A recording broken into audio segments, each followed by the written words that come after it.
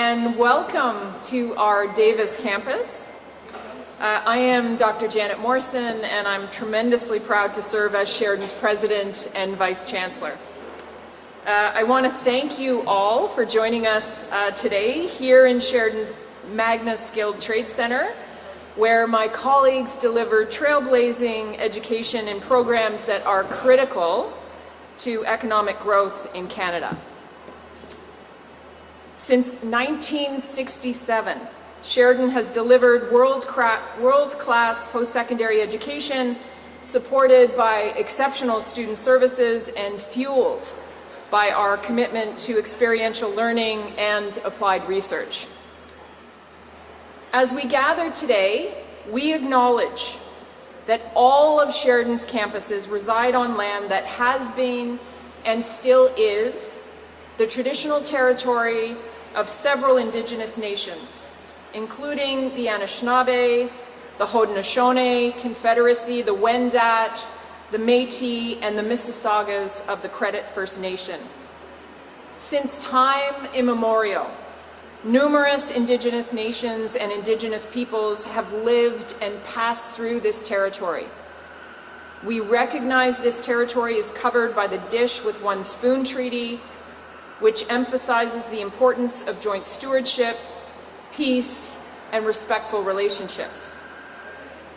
As an institution of higher learning, Sheridan recognizes and embraces the critical role that education must play in facilitating real transformational change. We continue our collective efforts to recognize Canada's colonial history and to take steps towards meaningful truth and then reconciliation. So I see some familiar faces amongst us today and some students, which is always awesome. To our members of Parliament, I'm not sure if Mayor Brown or Councillor Santos are here today, but certainly champions of Sheridan's work in this city, to Sheridan leaders, to our students, to our staff, and to community partners from across the broader Brampton community, thank you so much. And to our special guest today, the Honourable Marc Miller, Minister of Immigration, Refugees and Citizenship Canada, welcome to our learning community, and thank you for including us in this announcement. Sheridan is, as I hope everyone in this room knows, deeply vested in the integrity and promise of studying at the post-secondary level in Canada. In furtherance to our shared values and commitments, we've been collaborating with the City of Brampton and many other local community organizations to improve the international student experience for learners, not just at Sheridan, but for those who may be enrolled elsewhere too. Last year, Sheridan and the city hosted an international student summit that brought together more than 200 participants, including members of all three levels of government, international students, academic researchers, post-secondary administrators, private and public colleges, and community agency leaders. The result of that summit was the creation of a charter for improving the international student experience, a concrete plan aimed at making a positive difference in the lives of international students who choose to study and often stay in Brampton. Some of those solutions proposed in the Charter identified relate specifically to enrollment and visa application processes. Please know, Minister, that as an educator who has invested over 30 years in positioning every learner for success, I was thrilled to hear that the update being announced today will positively impact those important processes. So let's get to it. It is my pleasure to introduce our local Member of Parliament for Brampton South, a community leader who invests so much of her time and self in listening, engaging, and connecting with Sheridan and our students. Please, everyone, join me in welcoming my friend, MP Sonia Sidhu.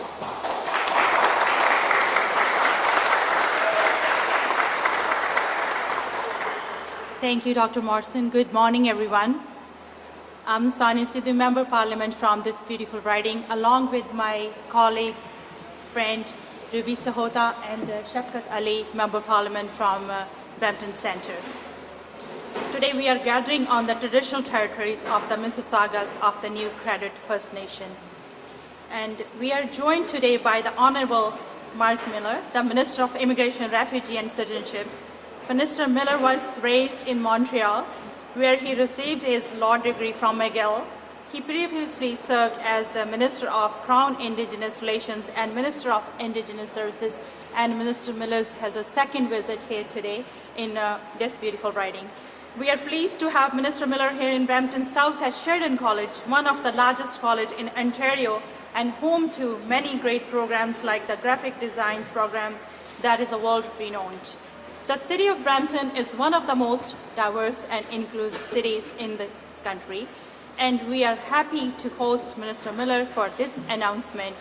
It is good to have another minister visiting our city for another announcement after last week when the Prime Minister and the Minister of Housing announced $140 million to build 24,000 homes in our city of Brampton.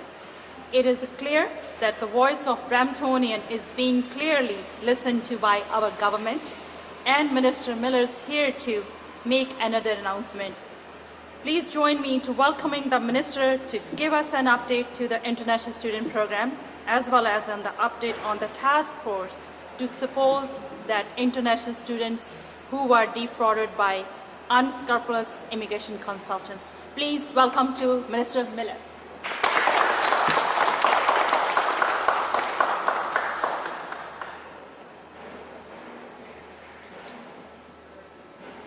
Good morning, everyone, and thank you for being here. Sonia, thank you so much for welcoming me to, for the second time in my tenure as Minister of Immigration, Refugees and Citizenship, to your neck of the woods, and to Ruby and Shafkat for being here as well. Dr. Morrison, thank you for welcoming me for this beautiful institution, and we know how responsible you are because you didn't let me touch any of the expensive equipment, which was very well thought out. And thank you as well to Sonia and Janet for acknowledging the original peoples of this land. I'm here today to provide you with an update on our work regarding the review of the International Student Program and some of the reforms that we'll be implementing as a result. As you're likely aware, the use of fraudulent admissions letters has been a major concern for my department this year and continues to pose a serious threat to the integrity of our student program. I want to stress this point. International students are not the problem.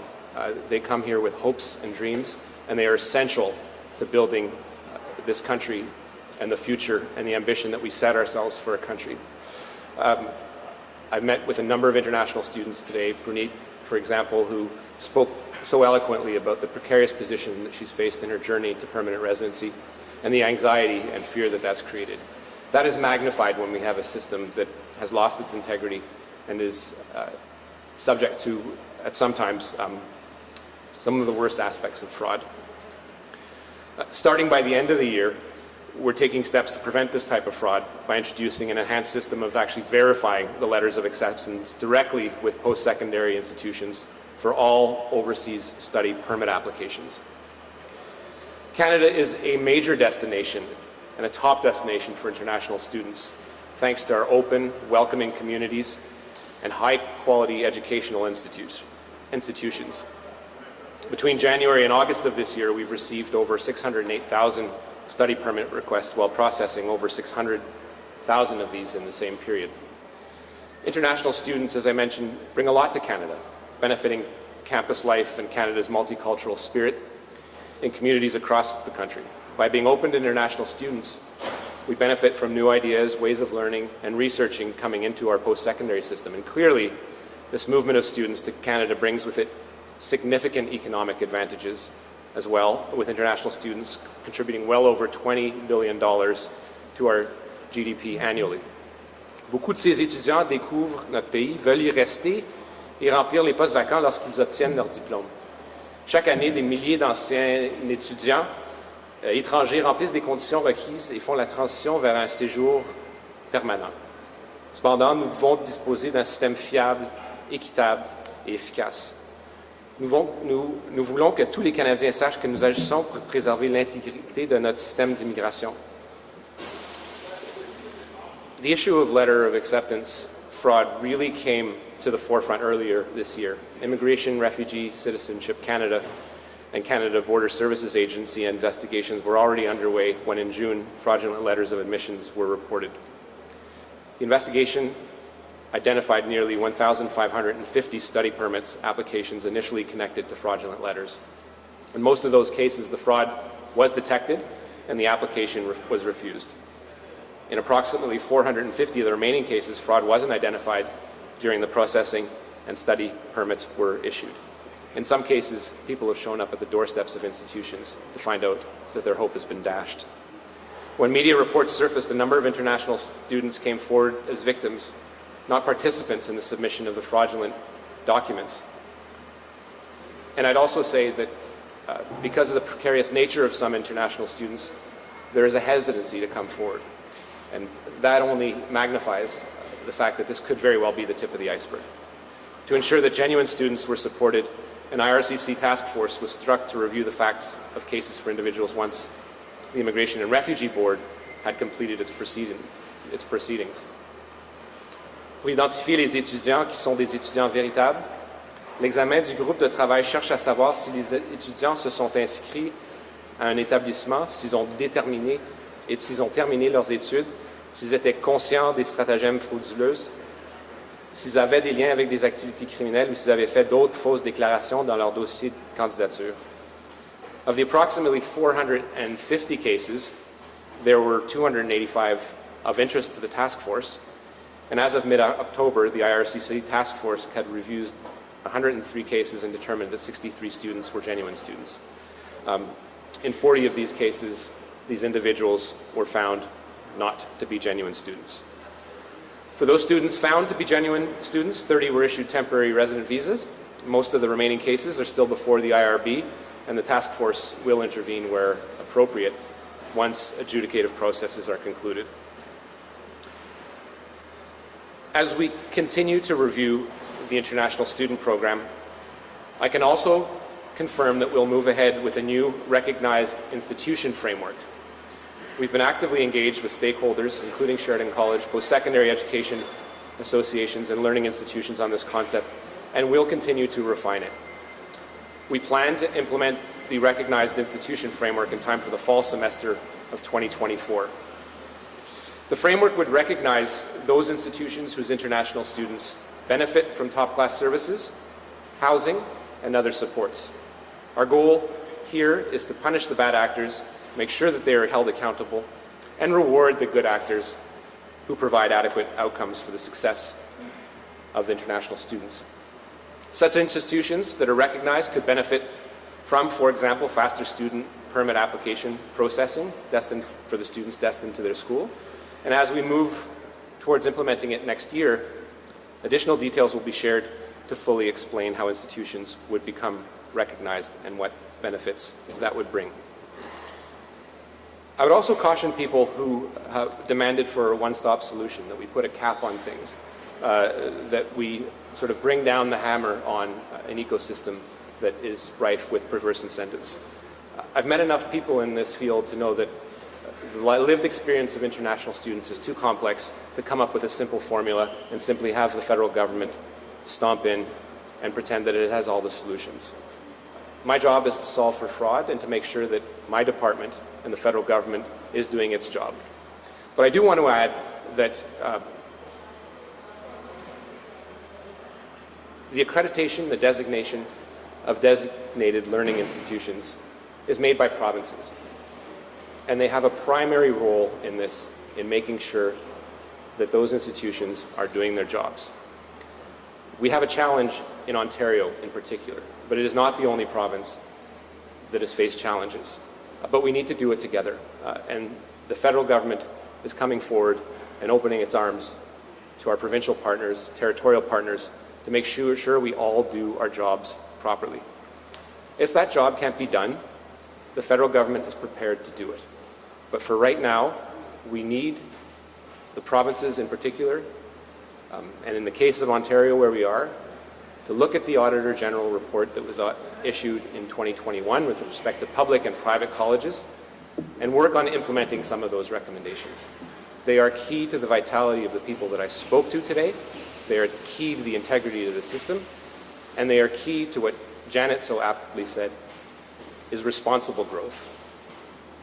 I'm not here to shut down a business model that makes sense, but what we are seeing in the ecosystem is one that has been chasing after short-term gain without looking at the long-term pain, and we need to reverse that trend. But it will take time, and a simple solution is not the one that we're presenting today.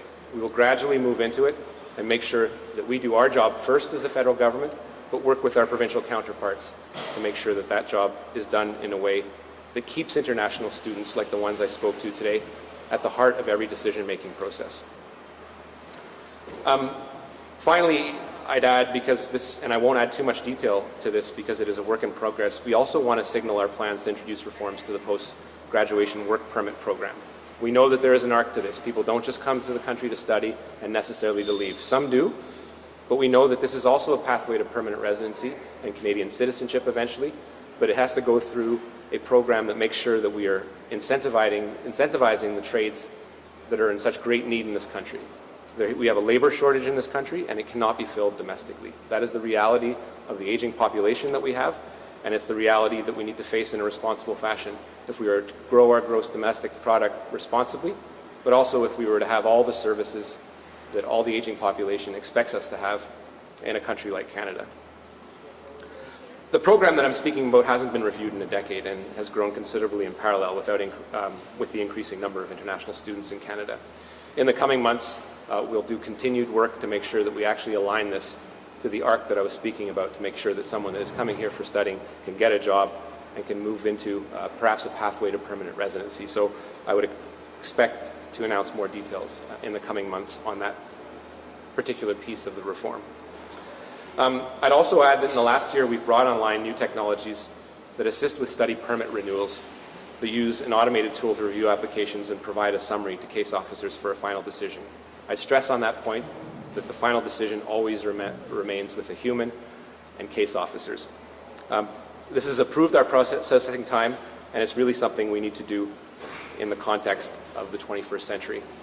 Our immigration system is reliable and will continue to act to prevent fraud by criminals and unscrupulous actors. I remain committed to supporting all genuine students who came here with hopes and dreams, hopefully doing what we need to do better in matching supply and demand. That's why we're acting here today, to support hardworking people and ensure our systems are secure and effective.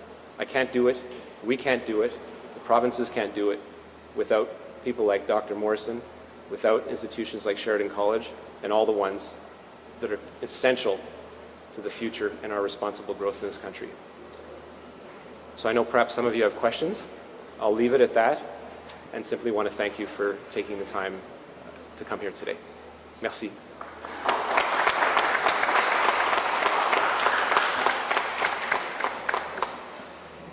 So thank you, Minister Miller. I am very much looking forward to seeing the impact this announcement will have on learners who often, at great personal sacrifice and with an abundance of courage, choose Canada and come to our great country from around the world.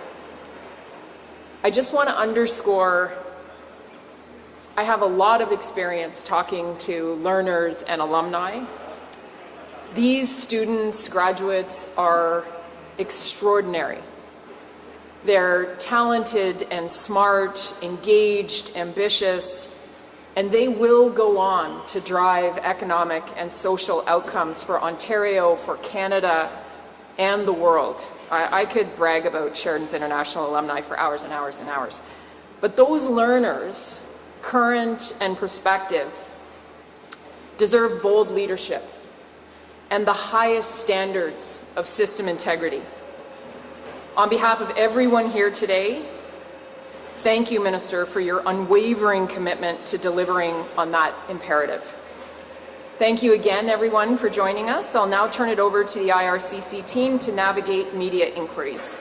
Have a great day, everyone.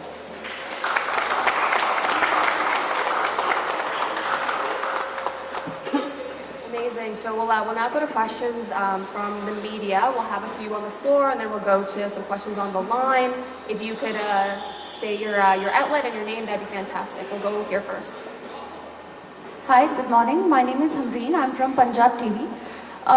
Mr. Miller, my question to you is, since we know that international students are considered an integral part of our country, but we have seen that when students enroll themselves in any colleges or universities, and once the first semester is over, just a couple of days before the second semester commences, there is a sudden increase in the hike of the fee, which is considered a major problem, because then students have to go all the way out of their budget to just compensate for that money that they have to pay to the colleges and universities.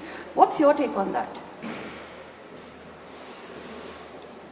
I have lots of views on that. I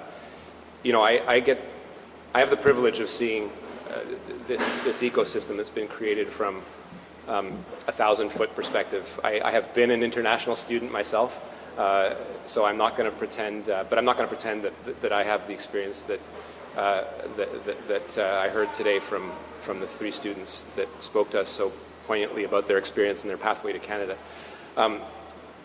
We know that there has been consistent underfunding of post-secondary education, particularly by provinces, depending on the province over the years. And institutions are smart and have adapted to that. That has gone through, at times, opportunistic fees that have been charged to international students to close a gap that is really an unnatural one and shouldn't be the case in a country like Canada.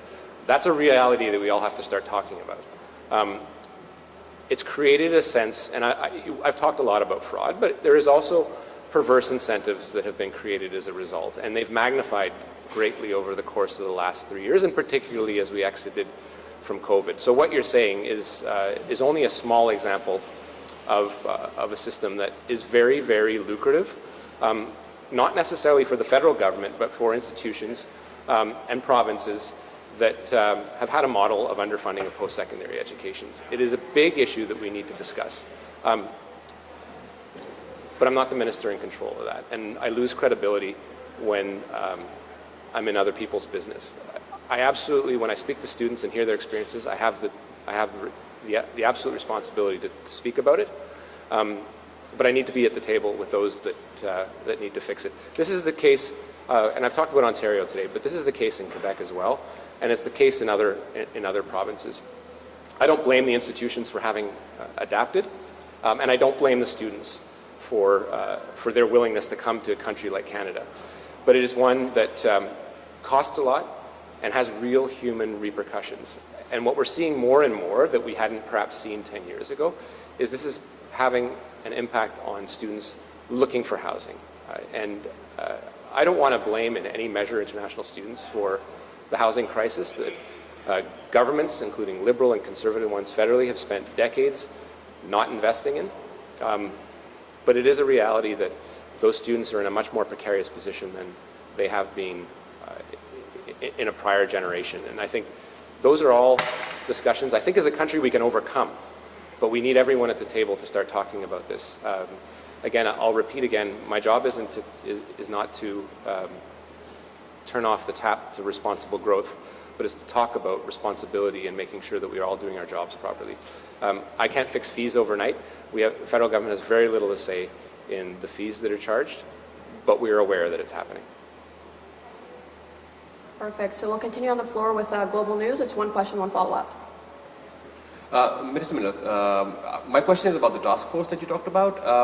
What is the mandate of this task force? Is it specifically about the 263 cases, or is it, are we possibly looking at a long-term sort of a tribunal that looks at all of these cases to make sure, as you said, that people who are victims of this fraud are not punished with measures such as deportation in some cases? Yeah, and I'll take a step back and say that and just to be clear, not every issue and element of fraud will be addressed by today's announcement. This will be progressive, and it will be able to achieve some of the outcomes in cutting out some of the clear cases of outright fraud. So that's important. The task force plays a really important role in the cases that I spoke about today, and we can give you all the details in where that work is in a little more detail than what I provided to you today. But we will absolutely ready to expand the task force to have a greater mandate as we see cases arise, because there needs to be an adjudicative process that is not that goes far beyond the minister exercising his discretion in this case. So that's part of the tools in the toolbox we'll be able to use to expand their ability to look into cases of people that have been tricked or themselves have been the victim of fraud knowingly. And I think there's gray areas in there that we have to deal with some level of humanity. But the reality is if you've committed fraud and you're in this country, you don't have any particular business staying here. An outcome that's different than that undermines the credibility of the system and the really bright students that have come here in good faith. You talked about the sky-high fees that international students pay, and you also talked about who has what responsibility. I'm wondering what you think about the fact that colleges and universities earn tens, if not hundreds of millions from international student tuition. What do you think of the notion that colleges and universities have an obligation to ensure affordable housing for international students that come in? If you're going to bring in people into this country, you also have an obligation as the person earning this windfall revenue to house international students. The NDP has spoken about this. I wonder what your view of that is. Oh, I agree with it. I'm not going to force institutions to build housing, but I think some of the more intelligent aspects of the recognized institution framework is that it does have criteria in it that will make people eligible to be part of that group if they can demonstrate that they have proper housing for those students, what the measures they've taken to make sure that students are properly housed, what measures they take to accompany students in their challenges with mental health. Years ago we weren't talking about mental health. We are talking about mental health today, and it was raised today as a really important factor in how institutions deal with the student experience. And a couple of other categories that will be part of the indicators as to whether an institution is recognized, therefore being eligible to an expedited process and a light touch on the visa process, and those that are not. I would stress again that provinces do have a role in making sure in their DLI model that there is housing. The worst of sort of the private colleges are storefront fly-by-night operation, and they're really dashing people's hopes in this country that are coming here, and those need to be shut down. Okay, we'll take our first question from the line now.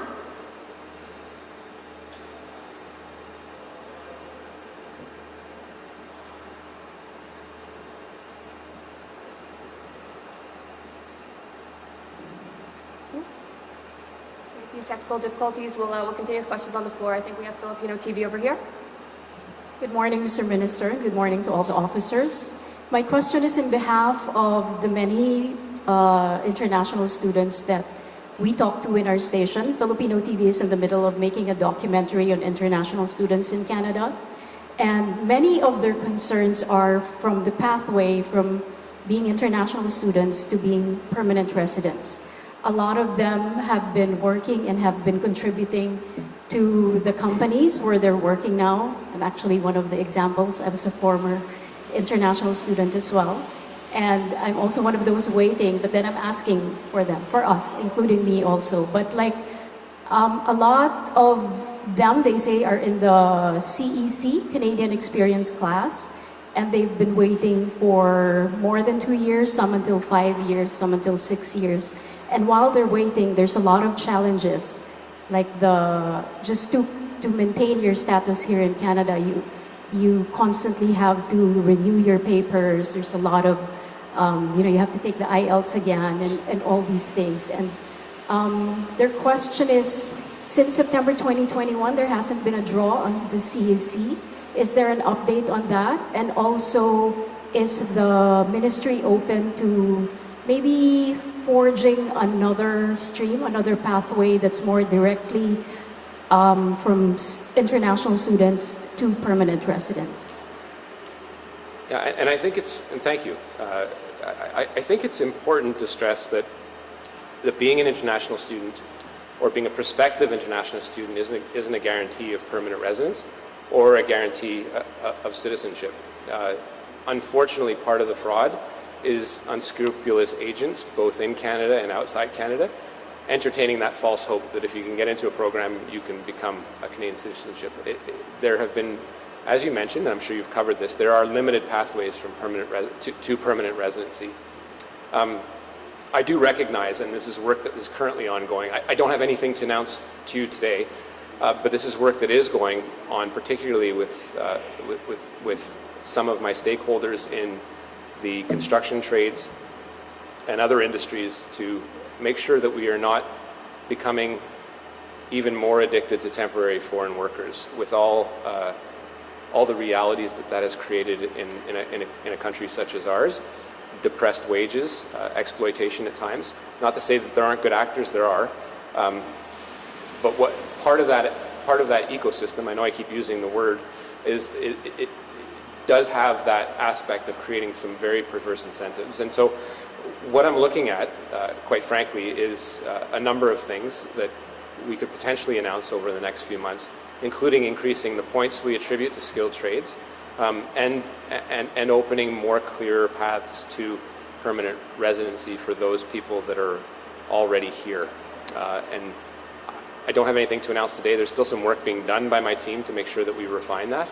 But what I don't want to do is continue to entertain the atmosphere of uncertainty that a lot of people face, particularly people that have fallen out of status, and their skills are needed to be, in terms of regularizing their status, but also perhaps providing a pathway to permanent residency.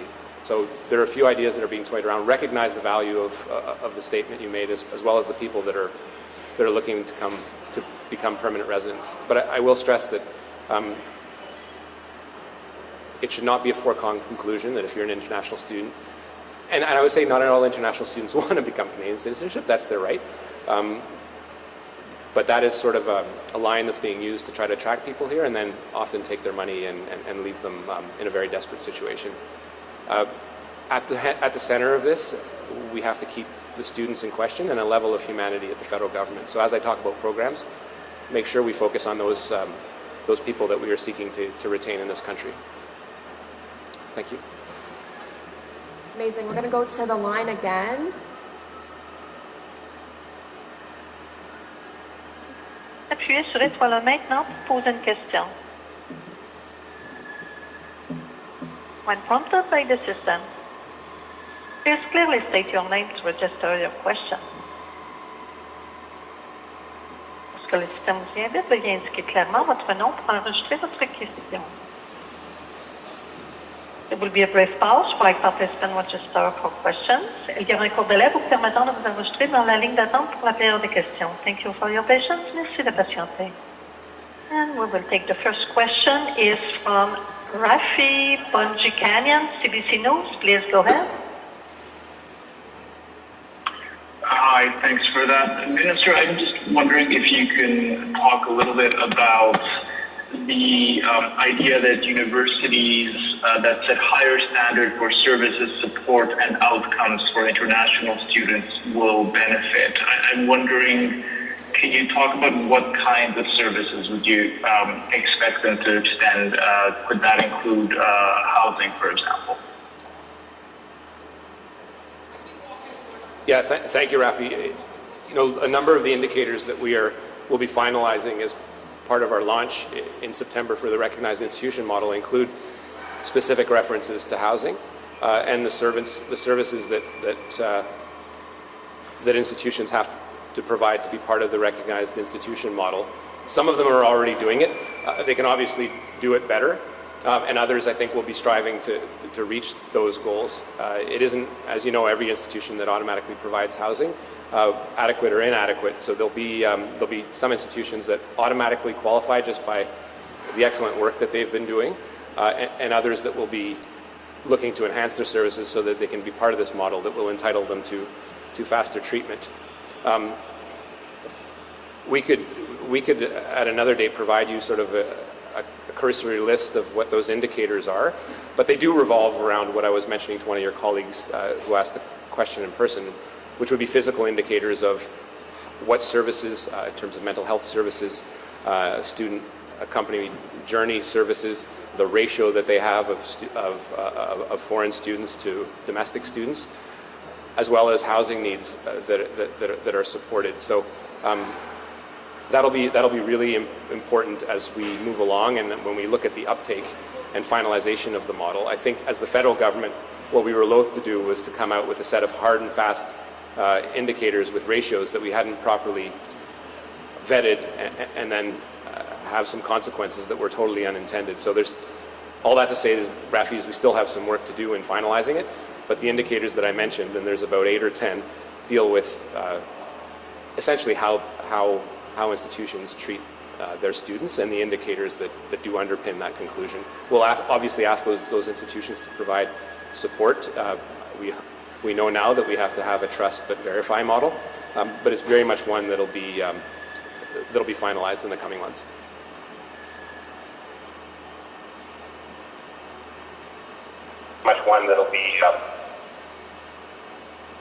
Thanks. And just as a follow-up, if we can just look ahead to next week, I know your immigration levels plan is due soon. Are you shutting out any possibility of reducing your immigration target? And I'll ask you to answer that in English and French as well, please, for Radio Canada. Je répondrai en français d'abord. Si les gens ont bien écouté l'annonce aujourd'hui, on a besoin d'immigrants au pays pour, si on veut remplir tous les ambitions qu'on a en matière de logement, de matière de construction, d'infrastructure pour l'avenir. Je ne reviendrai pas au phénomène de dénatalité, puis la courbe démographique qui n'est pas très bonne au Canada. Évidemment, la population qui doit se rajeunir, l'immigration est une porte d'entrée et une piste de solution à cette fin. Dans le contexte, je l'ai dit publiquement, que j'avais beaucoup de difficultés à voir une situation où on réduirait. Dans cette optique, y a-t-il lieu d'avoir des ajustements? Selon moi, oui. Devrait-on stabiliser? On regarde ça présentement. Je vous dirais, Rafi, la décision, je sais qu'elle approche le 1er novembre, mais elle n'est pas encore entièrement arrêtée. Il y a des discussions au plus haut niveau qui se poursuivent. Donc, ça pour dire que vous allez devoir attendre jusqu'au 1er novembre pour avoir une réponse finale.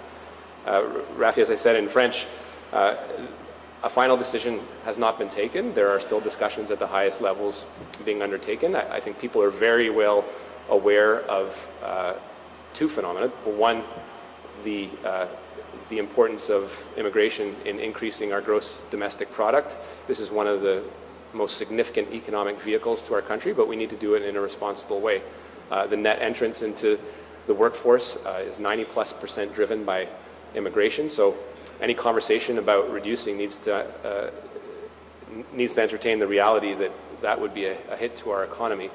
I've said previously that I don't see a scenario in which we reduce, but within that context, do we look at the categories that we use to make sure that we are the vital country that we are, as well as a humanitarian and open country for people fleeing war?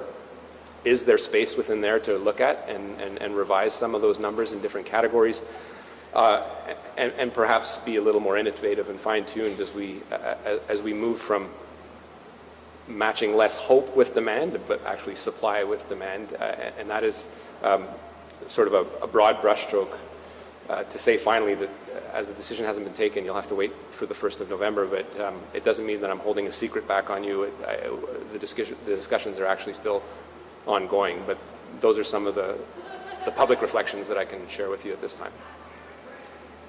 Okay, so we're running very close to our 11:30 end time. Our last question will be over here from the floor. Hello Minister, this is Tarundeep Singh from PTC Punjabi. There is a petition already available on the page of House of Commons, which is E4454, and already have nearly 16,000 signatures, that too in just 1 week on it. which is about providing 5 years of work permit to those who study for 2 years in Canada and 2 years of work permit to those who study for 1 year in Canada. So how long will Government of Canada will take to implement it? And if not, what are the plans to accommodate these international students in the country?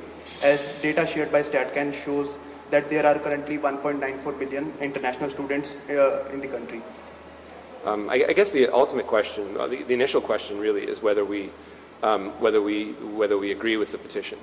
And that's something that is, I think, is still something we would have to revise and is a work in progress. So I can't promise you today that I will commit to that. What I have committed to is to look at the postgraduate work permit and revamp it. It hasn't been looked at in 10 years. So that's part of the work that we have announced sort of cautiously today. And that will be work that's ongoing. The discussions that I'm having with trades, with unions, with industry, are ones that really much revolve around the labor shortage and the specific trades that need to be filled in this country if we're going to be the ambitious country that we stand in front of podiums and talk about. So I think there's a ton of options on the table. Whether the solution proposed in the petition is the one that I would favor is not something I could speak about today, but understand the principle behind it and certainly understand the needs in this country. Okay, that's all the time that we have today. Thank you so much for tuning in. Thank you.